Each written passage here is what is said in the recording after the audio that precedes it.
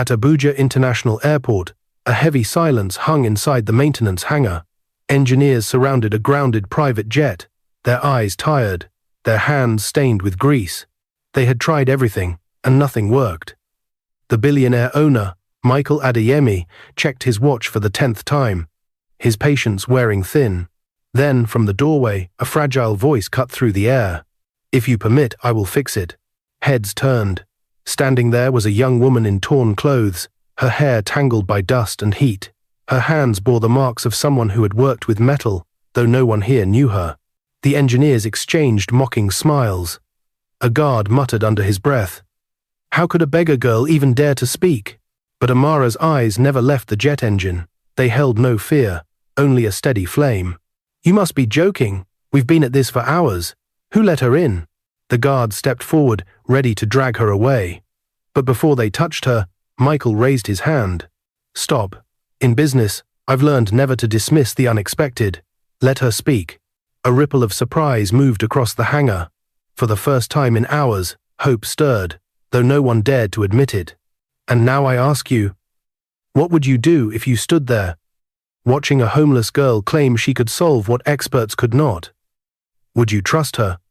Or send her away? Share your answer in the comments, because what happens next will shake every assumption in this room." No one spoke, as Amara pulled on the gloves and stepped toward the engine. The engineers stood back, some with folded arms, others shaking their heads. Tunde asked sharply, "You really believe you'll find something that 20 trained men missed?" Another mechanic whispered to the one beside him, "She won't last 5 minutes." Amara ignored them. She picked up a small mirror from the tool cart and leaned close to the intake. After a short pause, she pointed, "This clamp is tight, but it sits in the wrong groove. Air escapes here. That explains the whistle you heard on landing." Several engineers exchanged quick looks. One muttered, "She's right. That was the sound we kept arguing about." Tunde frowned. "Or she's just guessing." Amara moved her hand deeper and touched a bundle of wires.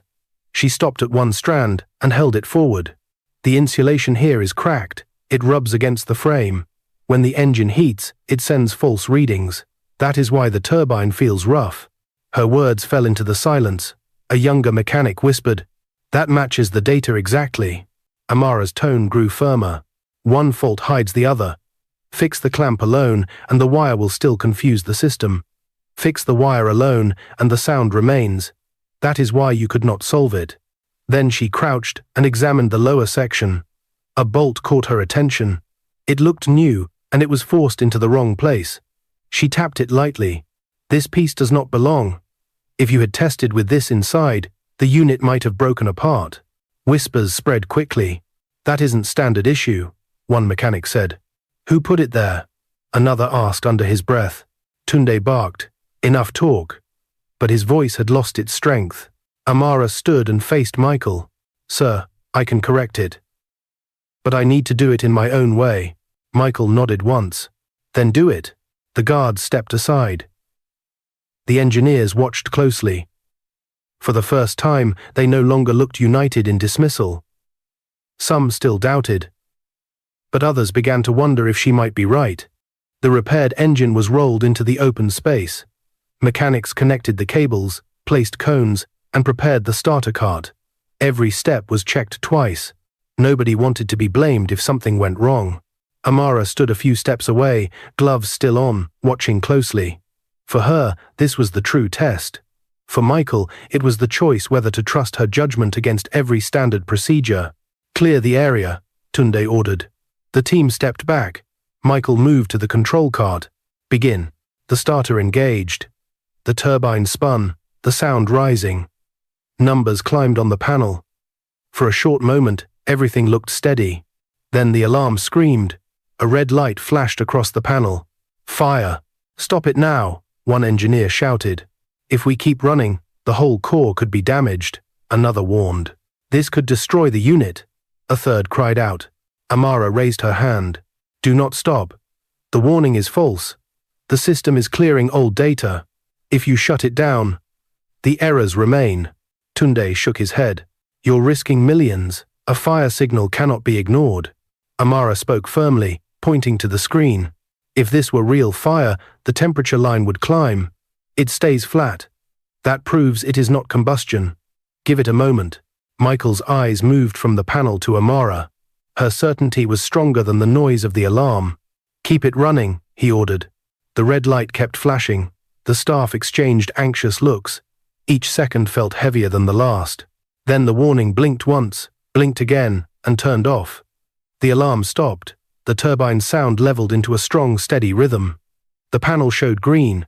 Amara lowered her hand. It is fixed, she said quietly. No one answered. The engineers stared at the proof in front of them, caught between relief and disbelief. What about you if you had been there? Would you have trusted Amara's judgment or stopped the test? Share your answer in the comments. The hangar stayed quiet, except for the steady engine. The men who had laughed at Amara now stood with lowered eyes. Respect was slow, but it had begun. Michael stepped closer. His tone was calm, but direct. Who are you? Amara hesitated. Her hands tightened around each other. For a moment she looked down, then lifted her head. My name is Amara Okoye. The name brought little reaction from most of the engineers, but Tunde froze. His voice broke the silence. Okoye, from Zaria University, top of your class. You disappeared 2 years ago. Whispers spread quickly. Some remembered hearing of a brilliant student who had impressed every professor, and then vanished without a trace. Michael's gaze stayed on her. Tell us why. Amara's throat tightened, but she forced her voice out. My father lost everything after a failed business deal. He fell into debt and disgrace. My mother became ill soon after. She died in our small flat while I was still trying to save her. After that, I could not continue. I threw away my phone, cut ties with my professors, and walked out of every interview. She paused, breathing hard, but continued. I told myself I would start again. But the days became months. I had no home. I begged to survive. People who once called me gifted forgot my name. To them, I no longer existed. The engineers looked at her, some in shame, some in disbelief. Tunde's voice softened, almost to himself. You were the one they called a prodigy. And we mocked you. Amara blinked quickly, pushing away tears. Every day I passed this hangar. I stood outside the fence, looking in. I remembered who I was, but I could not step forward. Today, when I heard the noise and saw you struggling, I thought just once, let me try. At least I would not live the rest of my life knowing I never tried. Silence fell again. The weight of her words pressed on everyone present. Michael finally spoke. You repaired my engine, yes. But more than that, you reminded us that even broken lives can be repaired. For the first time since her fall, Amara felt seen. The engine was powered down and rolled back into place. The mechanics were still shaken, not because of failure, but because a stranger had succeeded where they had not. Michael turned to Amara. His voice was measured. You repaired my jet, but I must know if this was luck or true skill. Can you prove yourself again, in front of people who doubt even more than we did? Amara's hands tightened. If I am given the chance, I will not waste it. Michael nodded. Tomorrow, I meet the board of Aerotech International in Paris.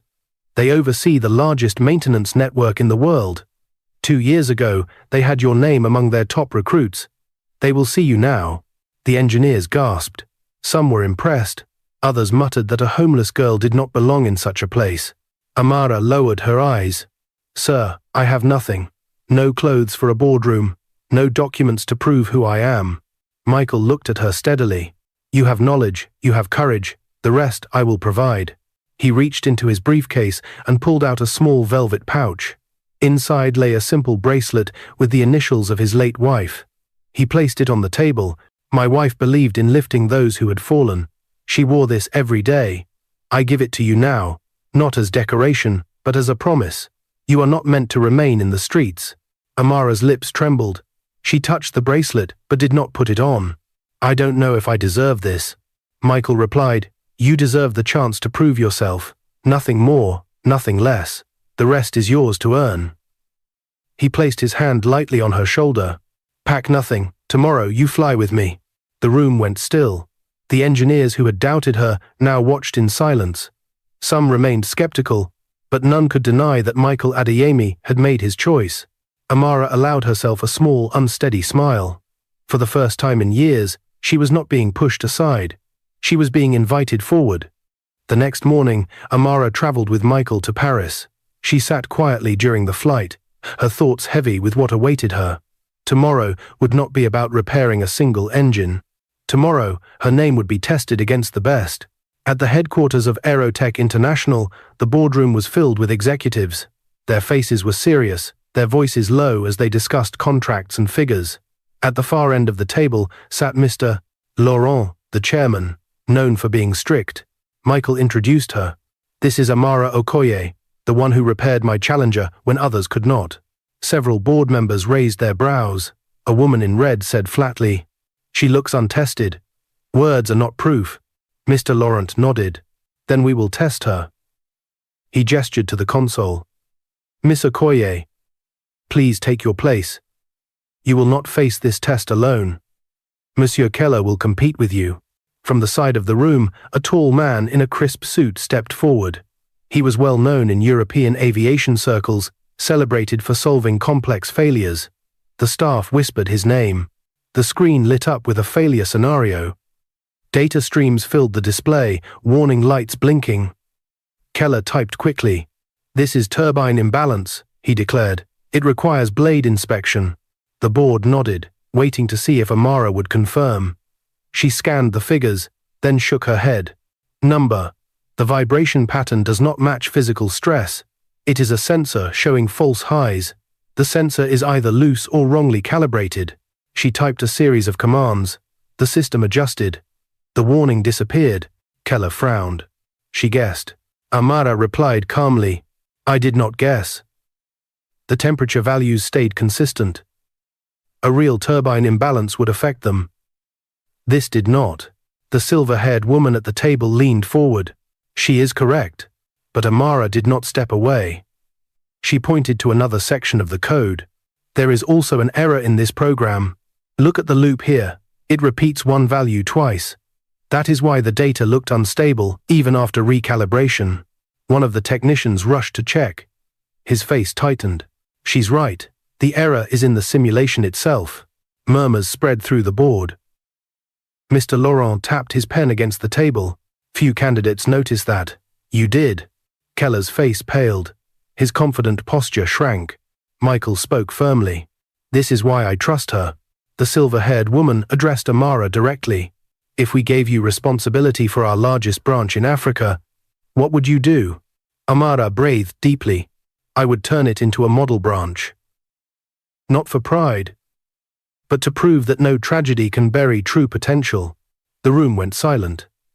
Finally, Mr. Laurent set down his pen. "Very well. From this day, the Abuja branch is yours." News of Amara's success in Paris reached Abuja before she did. Local newspapers called her a prodigy who had returned from the shadows. At the airport hangar, staff lined up to meet the new head of the branch. Some faces carried admiration, others skepticism. Mr. Beggar, the regional director, stepped forward. His handshake was stiff. "So you are the one they celebrate in the press. I still find it difficult to believe someone so inexperienced will lead our largest operation." Amara met his eyes. "Judge me not by where I have been, but by what I can do." Her words carried through the hangar. Some mechanics nodded quietly, others whispered doubts. During her first week, Amara focused on walking the floor and listening. Some staff began to open up, but a few held back. Beggar made his disapproval public. In front of a group of engineers, he said loudly, "Leadership is not about repairing one jet. It is about discipline earned over years. Let us see how long she lasts." One evening, just as Amara was finishing reports, two uniformed officers entered her office. "Amara Okoye, you are under investigation for data theft from Aerotech Systems." The room went silent. Staff nearby stared in shock as Amara was escorted out. Whispers spread through the branch. Some believed the accusation.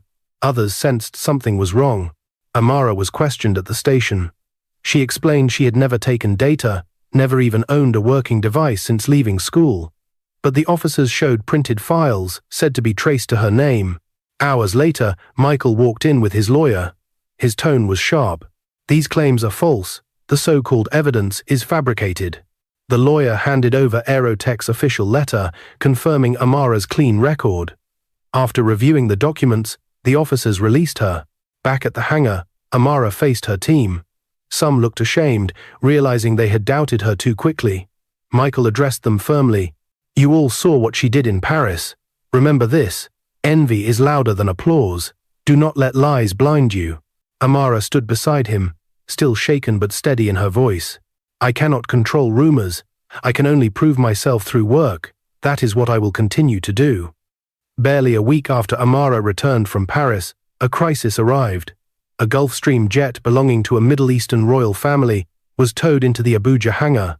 Its engines had stalled repeatedly, and the passengers demanded urgent repair before an international flight. The staff whispered nervously. Everyone knew that failure here would ruin the reputation of the branch.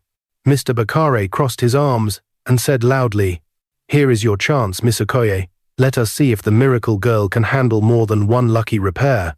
Amara walked around the jet, her fingers brushing the surface of the engine. She listened carefully before speaking. "This is not a fuel issue. The bleed valve is sticking open under load. It is bleeding away the air the compressor needs. That is why the stall occurs." Tunda stepped forward. "She's right. I noticed the pattern too." But she explained it clearly. Bakare scowled but did not argue. Instead, while the team prepared tools, he gave a quiet signal to one of his trusted men. The mechanic replaced a correct seal with a faulty one, hoping the repair would collapse under pressure. Amara directed the crew step by step. As she checked each part, her eyes narrowed on the seal. She tapped it and asked, "Who placed this here?" The mechanic hesitated. "It was already in the kit." Amara shook her head. This is the wrong size. If we test with this, the valve will fail again." The hangar went tense. She ordered it removed and replaced with the proper part. Then she explained the repair to the team, showing them how the fault had been disguised. Hours later, the engine was tested. This time it ran smoothly. The royal client shook Amara's hand. "You have my respect. I will tell others of your skill." The staff applauded, many for the first time, cheering openly for her. Some looked embarrassed for having doubted her. But from the side of the hangar, Bakare's face was hard. His plan had failed, and his resentment only grew stronger. Weeks passed after the royal jet repair. The Abuja branch began to stabilize, but not everyone was convinced. Among the skeptics was David, Michael's son, who had just returned from London after completing his MBA. He was assigned to manage financial records for the branch. David kept his distance at first. In private conversations, he admitted to colleagues, "My father is impressed with her, but perhaps too impressed. She might only be standing here because of his favor." Amara heard the whispers, but chose to focus on her work. She stayed late at night, reviewing files and guiding mechanics through procedures. Then came the incident with the police. David watched as Amara was escorted out under suspicion of data theft. He stood in the hall, his arms crossed, saying nothing. But when she returned, cleared of charges, he was struck by her composure. She faced the staff and said, "I cannot control rumors. I can only prove myself through work." That night, David admitted quietly to Tunde. She had every reason to walk away. Instead, she stayed. "Maybe I judged her too quickly." From then on, he began to approach her. He offered to help organize financial reports. At first, their conversations were short and formal. Over time, they grew longer. One evening, David found Amara still at her desk. "You work harder than anyone here," he said. "I have to," she replied. "I already lost 2 years of my life. I will not waste another day." He looked at her seriously. "I thought you were only here because of my father. But I see now you stand on your own. You lead with more than skill, you lead with resilience." Their partnership deepened. They shared meals in the office, reviewed contracts together, and talked on the balcony after long shifts. David's respect turned into admiration, and admiration into something more. One night, after they had closed the books for the quarter, David placed a small box on the table. "Amara, you came into this branch like a storm. You fixed machines and hope at the same time. I don't want to imagine a future without you. Will you marry me?" Amara's hands trembled. For years, she had been unseen, forgotten. Now, someone was choosing her. She whispered, "Yes." Months later, Abuja prepared for a wedding that drew leaders, clients, and staff from across the aviation world. The cathedral was filled with familiar faces from the hangar, all gathered to see the woman who had once been dismissed as a beggar, now walk to the altar. Michael held Amara's arm as he led her forward. His voice was low but steady. "You were once a stranger who repaired my jet. Today, you are part of my family." David waited at the altar, his expression clear with emotion. Amara joined him and spoke her vows. "I lost myself in grief. I spent years in the streets without hope. But one day I said, 'If you permit, I will fix it.' That choice gave me back my life. Today I promise never to waste this second chance." Applause broke out. But just as the ceremony continued, a journalist stood near the entrance and called out, "Is it true that this bride was once arrested for data theft?" Gasps spread through the crowd. Guests began to murmur. For a moment, the weight of suspicion returned. Before Amara could answer, several engineers from the hangar stepped forward. One raised his voice. "We were there." The accusations were false. The evidence was planted. She was cleared the same day. Let no one here doubt her integrity. Others joined in agreement. Their open defense silenced the whispers. The journalist lowered his microphone. Amara steadied herself and faced the guests. "Yes, I was once accused.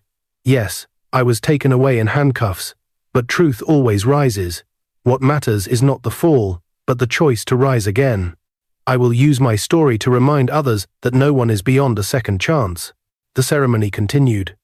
Amara and David exchanged rings, sealing their vows. A year later, Amara held her newborn son in her arms. They named him Jonathan, after Michael's late father. Michael lifted the child and said, "You are the proof that broken beginnings can lead to strong futures." Amara also founded a scholarship program for orphans who dreamed of working in aviation. She told the press, "I was once invisible. Now I want to make sure others are not." Her journey from the streets to leadership became a story repeated in classrooms and workplaces across the country. If Amara's story inspired you, share it with someone who needs encouragement today. Tell us in the comments which part of her journey touched you the most, and subscribe for more stories of hope and transformation.